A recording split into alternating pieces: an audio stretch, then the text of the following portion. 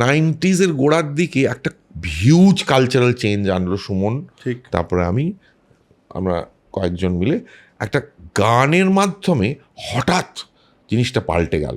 হ্যাঁ, হিন্দি গান শুনছে সব, হঠাৎ বাংলা গান শুনতে আরম্ভ করলো, এবং সেই বাংলা গানটা একদম নিচু মানের রথো ঢাকঢোল পিটিয়ে নয়, গিটার বাজিয়ে আধুনিক গান একদম লোকে শুনছে, এবং যেটা সেই সময়কার কথা বলছে, এবং যে গায়ক সেই গান করছে, সেই গিটার বাজাচ্ছে, সেই লিখছে, and he is a star একদম হয়ে গেল। আমি এত কিছু লেখাপড়া করে এত কিছু শিখে যেটা করতে পারি, গান করে সেটা হিউজ হয়ে গেল স্টার। আমার রোজগার তুমি ভাবতে পারো না, আমার বাবার সমস্ত দেনা আমি শোধ করেছিলাম গান করে। হ্যাঁ, গান করে। তো মানে খারাপও লাগছে, মন চেয়ে উঠে আমার থিয়েটার করতে ইচ্ছে করছে, কিন্তু গান গাইতে হবে আমাকে।